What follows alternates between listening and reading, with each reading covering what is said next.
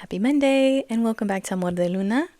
I saw a forum asking what's the difference between a girlfriend and a wife, and there were so many comments by all these women. But one that really stood out to me and inspired this whole video was a woman saying, it shouldn't matter if you're a girlfriend or a wife. You should treat a man the same either way. Your love and how you treat him shouldn't depend on your marital status. And that sounds beautiful, sounds loving, fair, but be so for real. If that's your mindset, rather, don't expect to get married. I'm Crystal. I'm a relationship coach for women. Let's get into it. So I don't say that in a rude way, okay?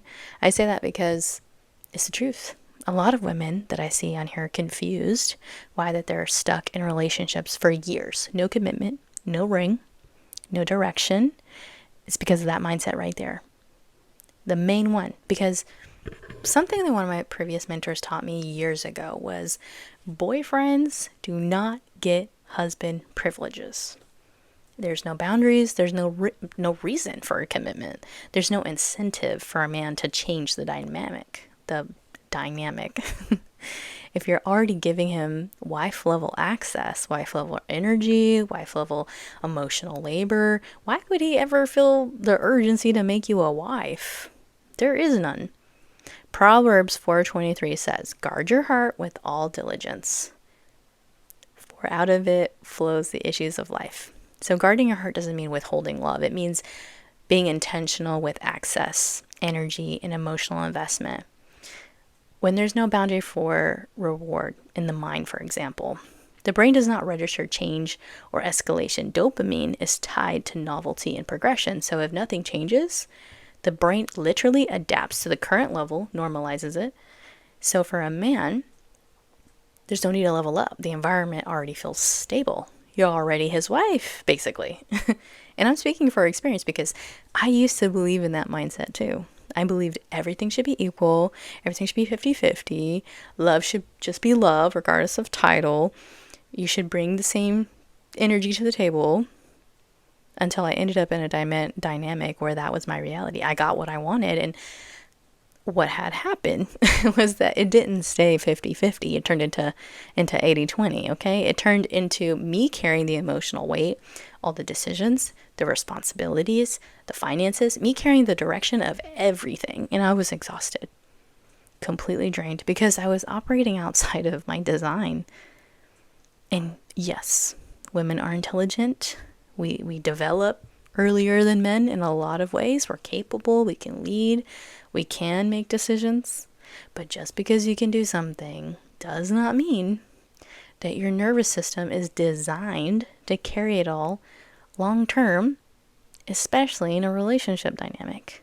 Because when you're constantly in control, constantly deciding, managing everything, your body is not at peace.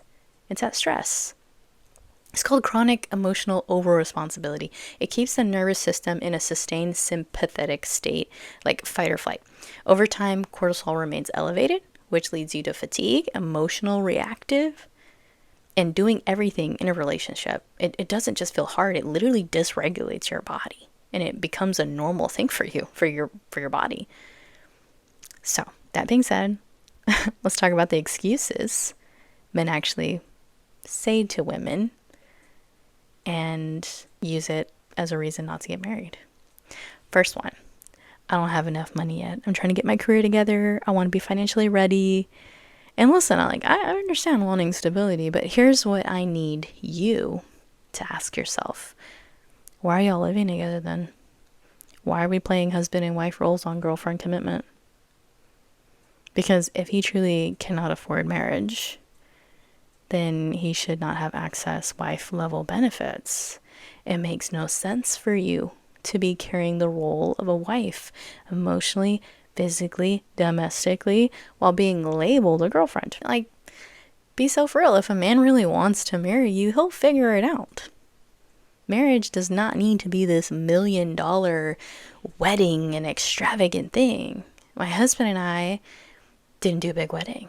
And I get it, to each their own, right? We went to the courthouse, we made it meaningful, we built our life, we started our life step by step with our future in mind. So The real question is, though, where is his money going then? Because where a man invests his money and his time, that's where his heart is.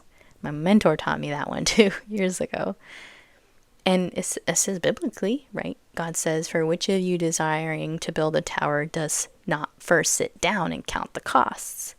So it makes sense. I mean, if a man desires marriage, he will prepare for it, but he won't indefinitely postpone it while benefiting from it, the postponing. So, like the brain, for example, it strengthens attachments with value and priority through investments. So, if he's not investing into you, he's not making you a priority. His brain isn't doing that. Second reason, it's just a piece of paper. Okay, my husband was like, money is also a piece of paper. And he's right. I mean, you go to work 8 to 10 hours a day for it. You stress over it. You plan your life around it. You build your future around it. So clearly, paper matters when it benefits your boyfriend. So let's not play that game, because when a man says it's just a piece of paper, he's not confused. He's communicating something very clearly.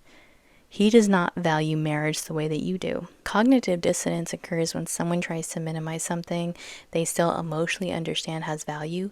The brain reduces discomfort by rationalizing it's just a piece of paper instead of aligning behavior with emotional truth. That's why words and actions often don't match. Marriage in scripture is not just paper. It is a covenant which is deeper than emotion or convenience.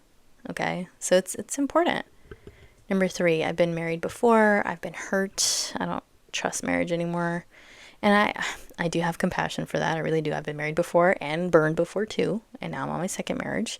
But here's the thing. You're not the woman who hurt him.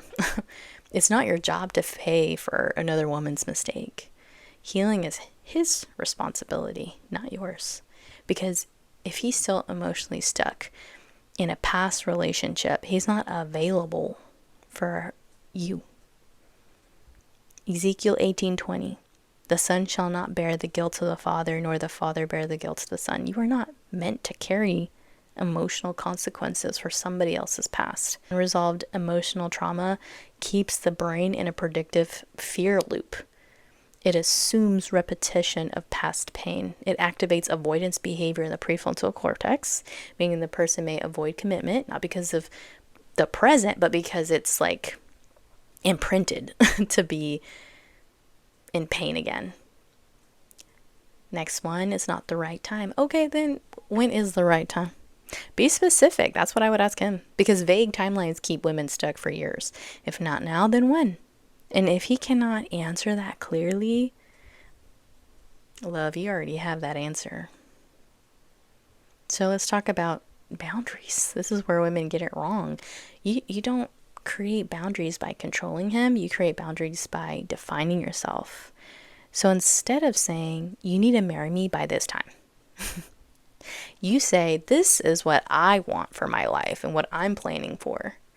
Okay? And that makes it very clear to him, I'm dating intentionally. I'm dating for marriage. I don't move in with someone unless I'm married. I see myself getting married within a year or 2 of intentional dating. I want to enjoy the relationship, build something real, and evaluate if this is someone I would want to build a life and raise children with. That's just an example. But that's it.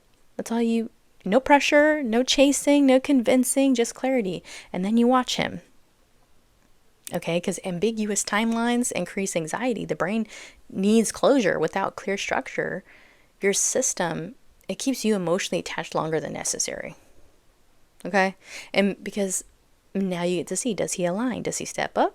Or does he clarify his intentions at least? Or does he get uncomfortable, deflect, start negotiating your standards?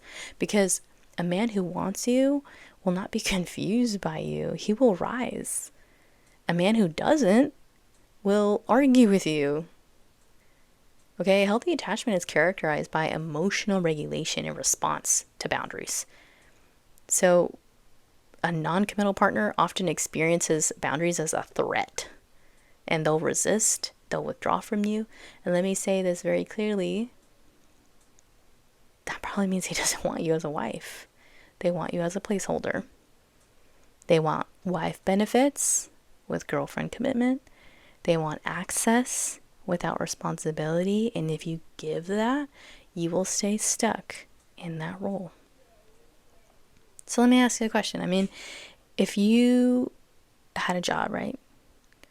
And you did manager level work for years, handle manager responsibilities, train like a manager, but you never got promoted, would you leave? It's the same thing. Why are you doing wife duties on a girlfriend title and expecting a promotion? And I know it hurts when you see a man move on and marry somebody else quickly after you. We're there for years.